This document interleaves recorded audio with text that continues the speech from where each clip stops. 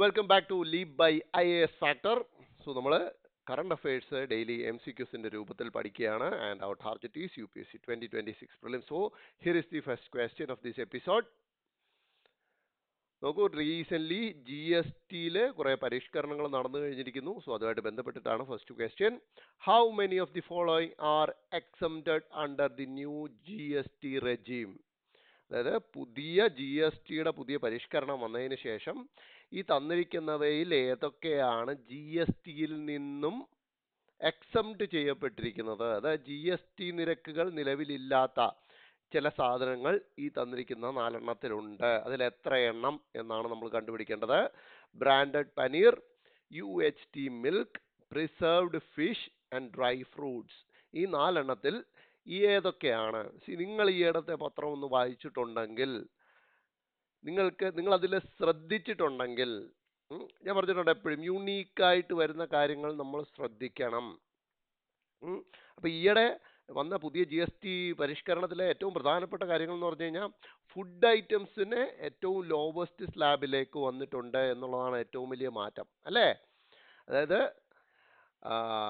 നേരത്തെ 4 സ്ലാബിലുണ്ടായിരുന്ന GST ഏതൊക്കെയായിരുന്നു? 5, 12, 18, 28. ഈ 4 സ്ലാബിലുണ്ടായിരുന്നത് ഇപ്പം കേവലം 2 സ്ലാബുകളിലേക്ക് വരികയാണ്. അതിനകത്ത് ഫുഡ് ഐറ്റംസിൽ ഏറെക്കുറെ ഉള്ളതൊക്കെ എവിടെയാണ്? ഏറ്റവും ലോവസ്റ്റ് സ്ലാബായ 5%ലാണ് ഉൾപ്പെടുത്തിയിരിക്കുന്നത്. ഇതാണ് ഏറ്റവും പ്രധാനപ്പെട്ട മാറ്റം. ഇനി UPSC ആസ്പിരന്റ് നമ്മൾ കുറച്ചും കൂടെ ശ്രദ്ധിച്ച് അതിനകത്ത് യുണീക്കായിട്ട് നിൽക്കുന്നത് എന്താണോ അത് കണ്ടെത്തേണ്ടത് നമ്മുടെ ആവശ്യമാണ്.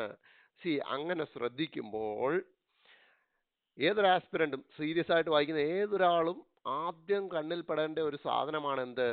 ബ്രാൻഡഡ് പനീർ എന്ന് പറയുന്നത്. കാരണം മുൻപുള്ള GSTയുടെ ഈ പരിഷ്കരണം വരുന്നതിന് മുമ്പ് നമ്മൾ നോക്കിയാൽ അറിയാം, ഈ ബ്രാൻഡഡ് അല്ലെങ്കിൽ പാക്ക്ഡ് ആയിട്ടുള്ള ഫുഡ് ഐറ്റംസിനൊക്കെ അത്യാവശ്യം GST ഉണ്ടായിരുന്ന ഒരു കാലഘട്ടമായിരുന്നു. ഏത്? പാക്ക്ഡ് ആയിട്ട് വരുന്ന ഫുഡ് ഐറ്റംസിന് GSTയിൽ ഉണ്ടായിരുന്നു. എന്നാൽ അതിൽ നിന്നും വ്യത്യസ്തപ്പെട്ട് നിൽക്കുന്ന ഒരു ഐറ്റമാണ് ഈ പുതിയ GST റെജീമിന് കീഴിൽ വരുമ്പോഴേക്കും ബ്രാൻഡഡ് ആയിക്കോട്ടെ അൺബ്രാൻഡഡ് ആയിക്കോട്ടെ, these are exempted from GST. അതായത് ബ്രാൻഡഡ് പനീർ ആയാലും അൺബ്രാൻഡഡ് പനീർ ആയാലും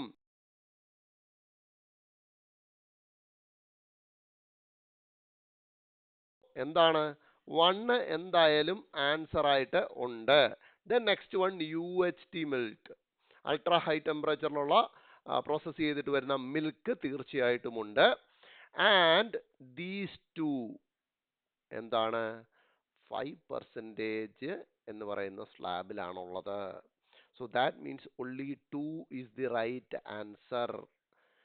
ഓക്കെ, അപ്പം ഇങ്ങനത്തെ യുണീക്കായിട്ട് വരുന്ന സാധനങ്ങൾ, അതായത് നമ്മൾ നോർമലി പഴയ റെജീമും പുതിയ റെജീമും കൂടെ എടുക്കുകയാണെങ്കിൽ നമ്മൾക്ക് കൺഫ്യൂസ്ഡ് ആകാൻ സാധ്യതയുള്ള ഏറ്റവും വലിയ സാധനമാണ് ഈ ബ്രാൻഡഡ് പനീർ.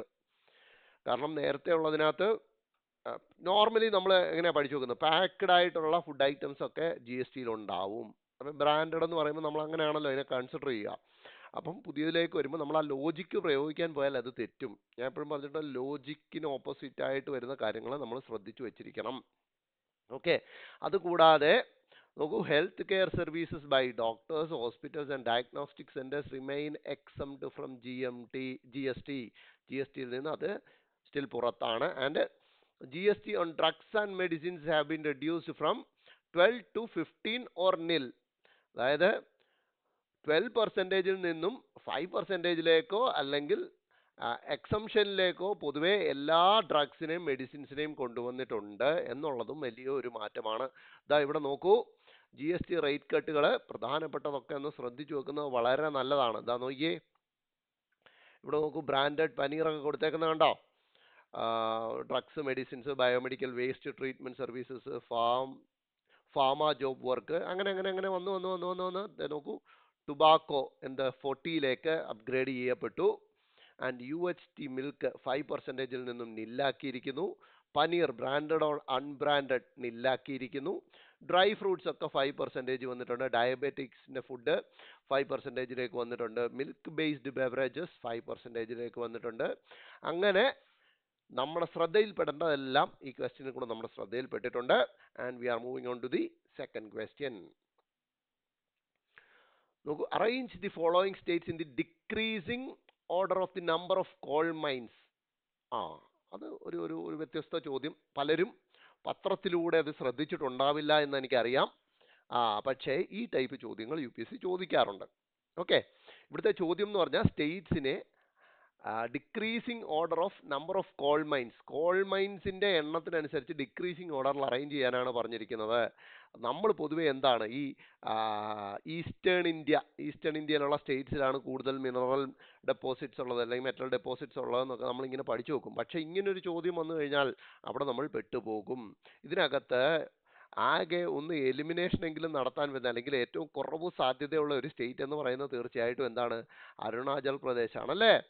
അരുണാചൽ പ്രദേശിൽ ഒരുപാടൊന്നും കോൾ മൈൻസ് ഉണ്ടാവത്തില്ല എന്ന് നമുക്കറിയാം. പക്ഷേ എന്തുകൊണ്ട് ഈ ക്വസ്റ്റ്യൻ ചോദിച്ചു എന്ന് ചോദിച്ചാൽ, ഈ അരുണാചൽ പ്രദേശിൽ റീസെന്റ് ആയിട്ട് ഒരു പുതിയ കോൾ ബ്ലോക്ക് അലോക്കേറ്റ് ചെയ്യപ്പെട്ടിട്ടുണ്ട്. അതിന്റെ അടിസ്ഥാനത്തിലാണ് ഇത് ന്യൂസിൽ വരുന്നത്. സോ അരുണാചൽ പ്രദേശ് എന്തായാലും ഏറ്റവും കുറവ് ലാസ്റ്റ് പ്ലേസിൽ വരാനേ സാധ്യതയുള്ളൂ അല്ലേ. ഏറ്റവും കുറവായിരിക്കും. അതുകൊണ്ട് തന്നെ നമുക്ക് ഇത് ഈസി ആയിട്ട് എലിമിനേറ്റ് ചെയ്യാം. കാരണം 4 ഉള്ള ഓപ്ഷൻ ഈ 3 എണ്ണമാണ്. ഇതിലേതെങ്കിലും ഒന്നായിരിക്കും എന്ന് നമുക്കറിയാം. അതിൽ ഒഡീഷയാണോ ജാർഖണ്ഡാണോ ഒന്നാമത് എന്നുള്ള ഡൗട്ട് പലർക്കും ഉണ്ടാവും. കാരണം ഒഡീഷയിൽ പല പല മിനറൽസിൻ്റെയും വലിയ രീതിയിലുള്ള ഡെപ്പോസിറ്റ് ഉണ്ട്. അതുപോലെ ജാർഖണ്ഡിൽ വലിയ രീതിയിലുള്ള ഡെപ്പോസിറ്റ് ഉണ്ട്. ഇനി പലർക്കും മധ്യപ്രദേശിനെ കുറിച്ച് വലിയ ഐഡിയ ഒന്നും ഉണ്ടാവത്തില്ല. എന്നാൽ നോക്കൂ, നമ്മളുടെ പൊതുധാരണകളെയൊക്കെ തിരുത്തത്തക്ക രീതിയിലേക്കാണ് ഇതിന്റെ ഉത്തരം ചെന്നെത്തിക്കുക. ബിക്കോസ് ജാർഖണ്ഡ് ആണ് ഒന്നാം സ്ഥാനത്തുള്ളത് വിത്ത് 37 കോൾ മൈൻസ്. ജാർഖണ്ഡ് ഒന്നാമത്. രണ്ടാമത് മധ്യപ്രദേശ് ആണ് 2314. കണ്ടോ, പൊതുവെ എല്ലാവരും ഒന്നുകിൽ ഒഡീഷ ഫസ്റ്റ് ജാർഖണ്ഡ് സെക്കൻഡ് എന്ന് വിചാരിക്കും, അല്ലെങ്കിൽ ജാർഖണ്ഡ് ഫസ്റ്റ് ഒഡീഷ സെക്കൻഡ് എന്ന് വിചാരിക്കും. പക്ഷെ അങ്ങനെ അല്ല കാര്യങ്ങൾ എന്നുള്ളത് നമ്മൾ കൃത്യമായിട്ട് മനസ്സിലാക്കിയില്ലെങ്കിൽ ഈ ടൈപ്പ് ചോദ്യത്തിൽ ഗസ്സിന്റെ സ്കോപ്പ് വളരെ കുറവാണ്. ഗസ് അടിക്കാം, അല്ലെങ്കിൽ അത്രയും ദൂരെയുള്ള ഓപ്ഷൻസ് തരികയാണെങ്കിൽ. പക്ഷേ ഈ തന്ന പോലെ കാണെങ്കിൽ നമുക്ക് തരും. കാരണം ഒഡീഷ ജാർഖണ്ഡ് എപ്പോഴും കൺഫ്യൂസ് ആവും. ഒഡീഷ 1 ജാർഖണ്ഡ് 1 എന്നുള്ള ഡൗട്ട് അടിക്കും. അങ്ങനെ ജാർഖണ്ഡ് 1 എടുത്തായിരുന്നെങ്കിൽ ഒഡീഷ സെക്കൻഡ് അടിക്കാനുള്ള സാധ്യത വളരെ കൂടുതലാണ്. പക്ഷേ ഒഡീഷ അല്ല സെക്കൻഡ്. ജാർഖണ്ഡ് 37 കോൾ മൈൻസ് ഉണ്ട്, മധ്യപ്രദേശിൽ 30 ഉണ്ട്, ഒഡീഷയിൽ 25 ഉള്ളൂ, അരുണാചൽ പ്രദേശിൽ 2 എണ്ണം. അപ്പോൾ 2314 എന്നുള്ളതാണ് നമ്മുടെ right answer. And third question, consider the following statements regarding leprosy in India. Health related ആയിട്ട് വരുന്ന ന്യൂസ് പൊതുവെ UPSC സംബന്ധിച്ചിടത്തോളം നമ്മൾ ശ്രദ്ധിച്ച് പഠിച്ചു വെക്കേണ്ടതാണ്. ഇവിടെ ലെപ്രസിയെ സംബന്ധിച്ച് 3 സ്റ്റേറ്റ്മെന്റ്സ് ആണ് തന്നിരിക്കുന്നത്. നോക്കൂ, first statement, the national leprosy control programme was launched by the central government during the first 5-year plan. So basically ഏത് ഇയറിലാണ് ലോഞ്ച് ചെയ്തതെന്ന് അറിയാതെ ഒരിക്കലും നമുക്ക് ആൻസർ ചെയ്യാനൊക്കില്ല. സെക്കൻഡ് വൺ നോക്കൂ, national leprosy eradication programme is a central sector scheme under national health mission. അവിടെ വേണമെങ്കിൽ ചെറിയൊരു ലോജിക്ക് പ്രയോഗിക്കാം എന്നുള്ള ഒരു സ്കോപ്പ് ഉണ്ട്. ഓക്കെ, അതവിടെ കിടക്കട്ടെ. മൂന്നാമത്തേലോട്ട് വന്നിട്ട് നമുക്ക് തിരിച്ചു പോവാം. And third one, it is one of the diseases mentioned in the WHO roadmap for neglected tropical diseases 2021-2030. See, ആ സ്റ്റേറ്റ്മെന്റ് നിങ്ങൾക്ക് റോങ് ആണോ റൈറ്റ് ആണോ എന്ന് ഗസ് ചെയ്യാനൊക്കും. ഞാൻ എപ്പോഴും പറഞ്ഞിട്ടുണ്ട്, നമ്മൾ പ്രിലിംസിലെ ക്വസ്റ്റിനെ അപ്രോച്ച് ചെയ്യേണ്ടത് ക്വസ്റ്റ്യൻ ഇട്ട ആളിന്റെ മൈൻഡ് സെറ്റിലാണ്. സോ ഈ സ്റ്റേറ്റ്മെന്റ് നിങ്ങൾ നോക്കുക. ഈ തേർഡ് സ്റ്റേറ്റ്മെന്റ് നിങ്ങൾ നോക്കുമ്പോൾ നിങ്ങൾക്ക് ഒരു കാര്യം മനസ്സിലാവും. എന്താണ് സ്റ്റേറ്റ്മെന്റ് പറഞ്ഞേക്കുന്നത്? എന്താ? WHO roadmap for neglected tropical ഡിസീസിൽ മെൻഷൻ ചെയ്യുന്ന ഒരു ഡിസീസാണ് ലെപ്രസി എന്ന് പറയുന്നു. സോ ക്വസ്റ്റ്യൻ ഇടുന്ന ആൾ എന്താണ്? തീർച്ചയായിട്ടും ഒന്നുകിൽ അയാൾ ലെപ്രസിയെ കുറിച്ച് വായിച്ചപ്പോൾ ഈ റോഡ് മാപ്പിനെ കുറിച്ച് വായിച്ചിട്ടുണ്ടാവാം, അല്ലേ? ഇതല്ലേ അതിനുള്ള ഏറ്റവും വലിയ സാധ്യത. ക്വസ്റ്റ്യൻ ഇടുന്ന ആൾ ലെപ്രസിയെ കുറിച്ച് ഒരു നോട്ട് വായിച്ചപ്പോൾ അവിടെ അയാൾ കണ്ടിട്ടുണ്ടാവാം ഈ പേര് WHO road map four neglected tropical disease എന്ന് പറയുന്ന ആ റോഡ് മാപ്പിനെ കുറിച്ച് അയാൾ അവിടെ ആയിരിക്കും വായിക്കാൻ സാധ്യത. ഇല്ലെങ്കിൽ റാൻഡമായിട്ടൊരു വ്യക്തി എവിടെ നിന്ന് എടുത്തുകൊണ്ട് വരും എന്ന് നിങ്ങളൊന്ന് ആലോചിക്കൂ. റാൻഡമായിട്ടൊരു വ്യക്തിക്ക് ഇടാൻ പറ്റുന്ന ഒരു പേരല്ല പറഞ്ഞേക്കുന്നത്.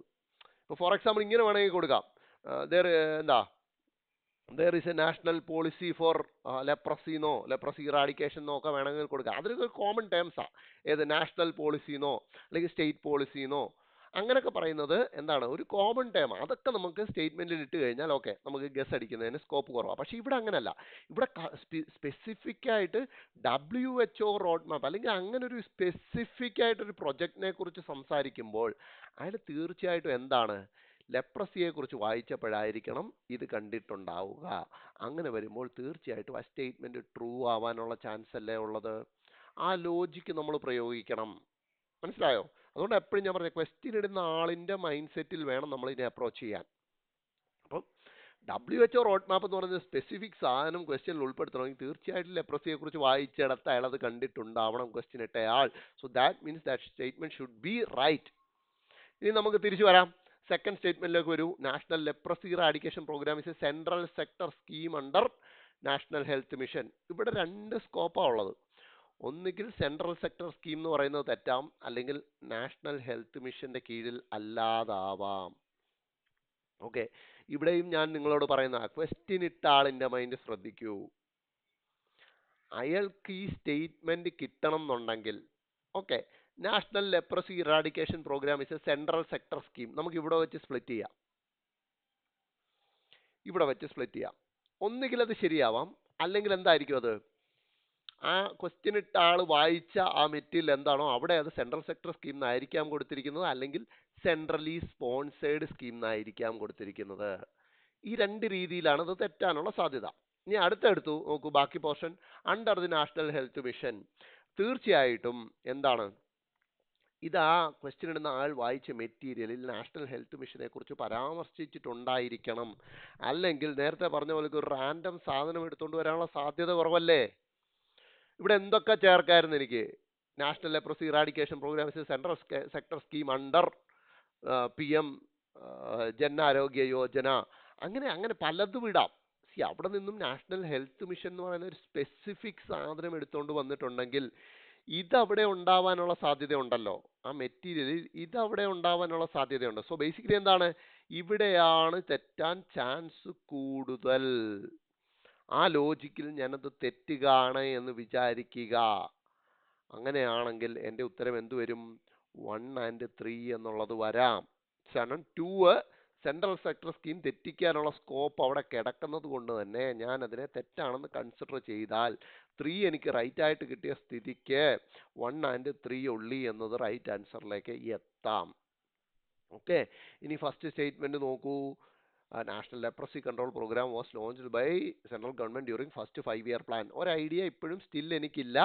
പക്ഷേ ഞാൻ ആ ആൻസറുമായിട്ട് മുന്നോട്ട് പോകുമ്പോൾ എനിക്ക് മനസ്സിലാവുന്നു that was right. Because national leprosy control programme ഇന്ത്യയിൽ ആദ്യം ലോഞ്ച് ചെയ്യുന്നത് 55-56-ലാണ്.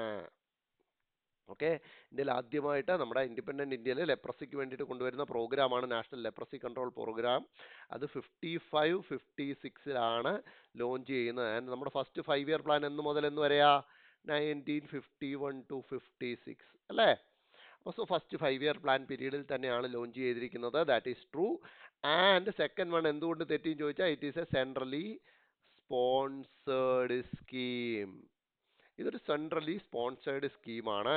ഇതിനു വേണ്ടിയിട്ട് നിക്കുഷ്ത് 2.0 എന്ന് പറഞ്ഞിട്ടൊരു വെബ് ബേസ്ഡ് പോർട്ടൽ കൊണ്ടുവന്നിട്ടുണ്ട്.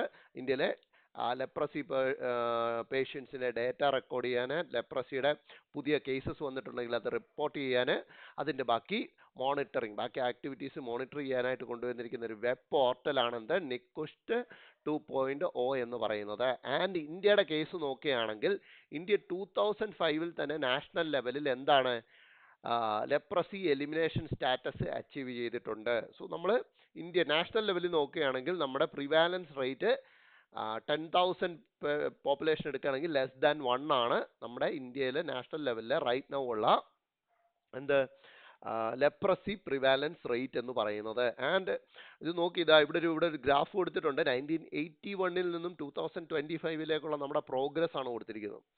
1981-ൽ ലെപ്രസിയുടെ നാഷണൽ ലെവലിലെ പ്രിവാലൻസ് റേറ്റ് ആണ് ഈ കൊടുത്തിരിക്കുന്നത് 57.2. ആ 57.2-ൽ നിന്നും നമ്മൾ റൈറ്റ് നൗ നിൽക്കുന്നത് 0.57-ലാണ്. So that means less than 1 എന്നുള്ള കാര്യം നമ്മൾ ഓൾറെഡി 2005 തന്നെ അച്ചീവ് ചെയ്തു. ഇപ്പോൾ 2025 റൈറ്റ് നൗ നമ്മളുടെ സ്റ്റേറ്റസ് എന്ന് പറയുന്നത്, പ്രിവാലൻസ് റേറ്റ് എന്ന് പറയുന്നത് ജസ്റ്റ് 0.57. സോ ലെപ്രസിയെ കുറിച്ച് ഒന്ന് നോക്കി വെക്കുന്നത് നല്ലതായിരിക്കും. കാരണം പലയിടങ്ങളിൽ പല രീതിയിൽ ഇതിനെക്കുറിച്ച് ന്യൂസ് വന്നിട്ടുണ്ട്.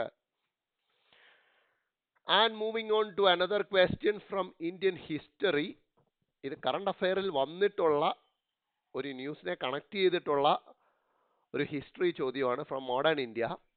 Originally published from London, the production of which of these journals was later moved to Paris. അതായത് ലണ്ടനിൽ നിന്നും പബ്ലിഷ് ചെയ്തു തുടങ്ങിയ ഏത് ജേർണലാണ് പിന്നീട് പാരീസിലേക്ക് അതിൻ്റെ പ്രൊഡക്ഷൻ മാറ്റിയത്? സോ ഏതോ ഒരു ജേർണൽ, ഇന്ത്യൻ ഇൻഡിപെൻഡൻസ് സ്ട്രഗിളുമായിട്ട് റിലേറ്റഡ് ആയിട്ടുള്ള ഏതോ ഒരു ജേർണൽ തുടങ്ങുന്നത് ലണ്ടനിൽ നിന്നാണ് പബ്ലിഷ് ചെയ്യാൻ, പിന്നീട് അത് പാരീസിലേക്ക് മൂവ് ചെയ്തു.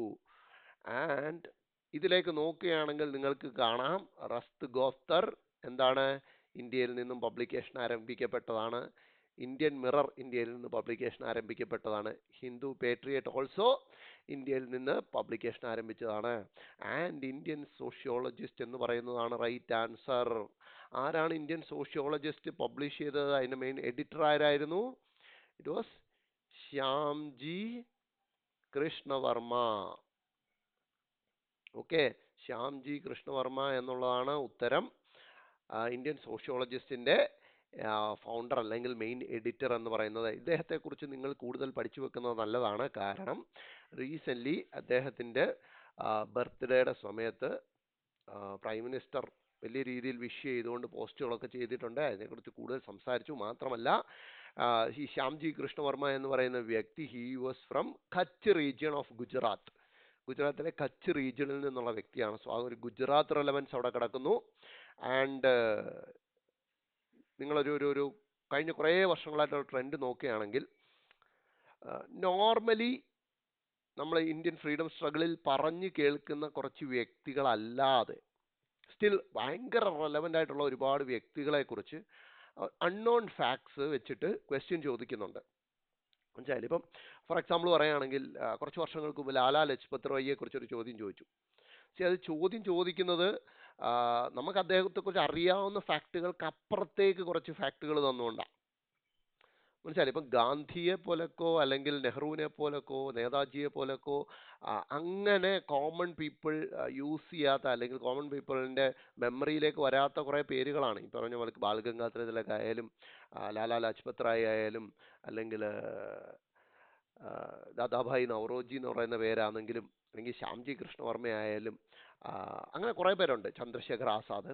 ഇവരെക്കുറിച്ചൊക്കെ നമ്മൾക്ക് പൊതുവായിട്ട് പെട്ടെന്ന് അറിയാത്ത കുറേ ഫാക്ട്സുകളെ വെച്ചിട്ട് UPSC കഴിഞ്ഞ കുറച്ച് വർഷങ്ങളായിട്ട് ചോദ്യം ചോദിക്കുന്നുണ്ട്. ആ ഒരു രീതിയിൽ നോക്കുകയാണെങ്കിൽ ഏറ്റവും കൂടുതൽ ചോദ്യം ചോദിക്കാൻ സാധ്യതയുള്ള ഒരു പേരുകളിലൊന്നാണ് ശ്യാംജി കൃഷ്ണവർമ്മ എന്ന് പറയുന്നത്. ബിക്കോസ് ഗാന്ധിജി നമ്മുടെ ഇന്ത്യൻ സീനിലേക്ക് എത്തുന്നതിന് മുൻപ് തന്നെ ഇദ്ദേഹം ഒരുപാട് കാര്യങ്ങൾ പിന്നീട് ഗാന്ധിജി അഡോപ്റ്റ് ചെയ്തതിനെ കുറിച്ച് സംസാരിച്ചിട്ടുണ്ട്. ഫോർ എക്സാമ്പിൾ നോൺ കോപ്പറേഷനെ കുറിച്ച് ഗാന്ധിജിയെക്കാളും മുന്നേ ഇന്ത്യൻ കോണ്ടെക്സ്റ്റിൽ സംസാരിക്കുന്നത് ശ്യാംജി കൃഷ്ണവർമ്മയാണ്. മനസ്സിലായില്ലേ?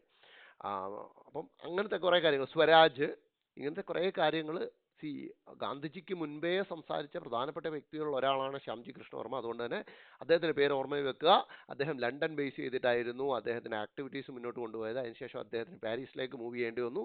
സോ അതുകൊണ്ടാണ് പാരീസിൽ നിന്നും ഇത് പിന്നീട് എഡിറ്റ് ചെയ്യേണ്ടി വന്നത്. അതിനുശേഷം വേൾഡ് വാറിൻ്റെ സമയത്ത് ഇത് ഇടയ്ക്കൊന്ന് സ്റ്റോപ്പ് ചെയ്യുന്നുണ്ട്. വേൾഡ് വാർ കഴിഞ്ഞിട്ട് വീണ്ടും ഇത് റീസ്റ്റാർട്ട് ചെയ്യുന്നുണ്ട് ഇതിൻ്റെ പബ്ലിക്കേഷൻ. ഓക്കെ.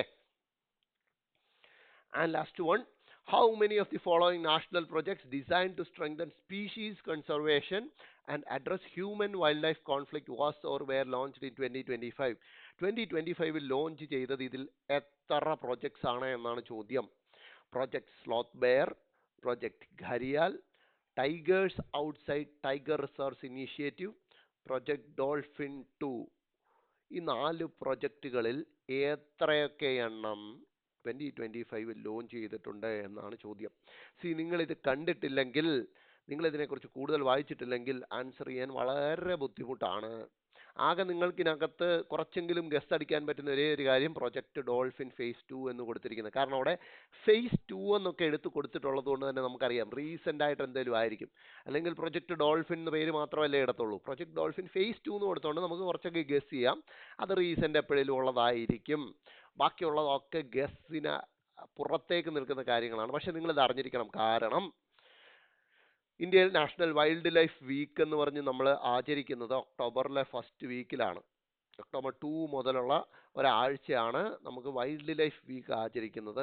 അതുമായിട്ട് ബന്ധപ്പെട്ടിട്ട് റീസെന്റ് ലോഞ്ച് ചെയ്തിട്ടുള്ള പ്രൊജക്ട്സ് ആണ് എന്തൊക്കെ?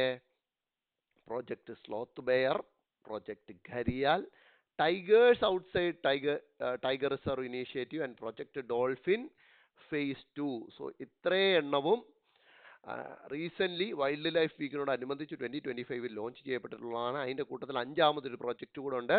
അതിൻ്റെ പേരാണ് centre of excellence for human wild life conflict management.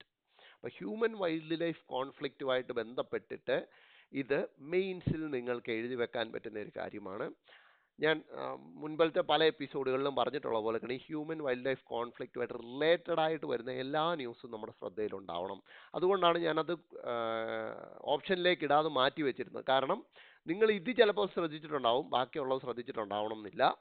അതുകൊണ്ട് തന്നെ ഇതുമായിട്ട് ഈ 5 പ്രൊജക്റ്റുകളിൽ 5ാമത്തേത് ഹ്യൂമൻ വൈൽഡ് ലൈഫ് കോൺഫ്ലിക്റ്റുമായിട്ട് ബന്ധപ്പെട്ടിട്ടുള്ളതാണ്. അപ്പോൾ അതിന് കൂടെ കിടക്കുന്ന 4 നമ്മൾ അറിഞ്ഞിരിക്കണം. മാത്രമല്ല ഇതിനകത്ത് സ്ലോത്ത് ബെയറിനെ കുറിച്ച് നിങ്ങൾ വായിച്ചു വെക്കുക. കാരണം ഇന്ത്യയിൽ സ്ലോത്ത് ബെയറിന് വേണ്ടിയിട്ട് വൈൽഡ് ലൈഫ് സാങ്ച്വറി ഉണ്ട്. ഘരിയലിനെ കുറിച്ച് വായിച്ചു വെക്കുക. ഇതിൻ്റെയൊക്കെ IUCN സ്റ്റേറ്റസ് ഒന്ന് നോക്കി വെക്കുക. വൈൽഡ് ലൈഫ് പ്രൊട്ടക്ഷൻ ആക്ടിൽ ഏത് ഷെഡ്യൂളിലാണെന്നുള്ളതൊന്ന് നോക്കി വെക്കുക. ഈ 2 എണ്ണം നിങ്ങൾ എക്സ്ട്രാ ശ്രദ്ധിച്ചു വെക്കേണ്ട കാര്യമാണ്.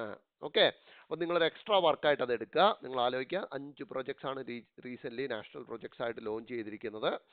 പ്രൊജക്ട് സ്ലോത്ത് ബെയറും ഘരിയലും അതിൻ്റെ കൂട്ടത്തിൽ ഈ പറയുന്ന ഹ്യൂമൻ വൈൽഡ് ലൈഫ് കോൺഫ്ലിക്റ്റ് മാനേജ്മെന്റിന് വേണ്ടിയിട്ടുള്ള സെന്റർ ഓഫ് എക്സലൻസ് കൂടെ നിങ്ങളുടെ മനസ്സിലേക്ക് ഓർത്തു വെക്കുക.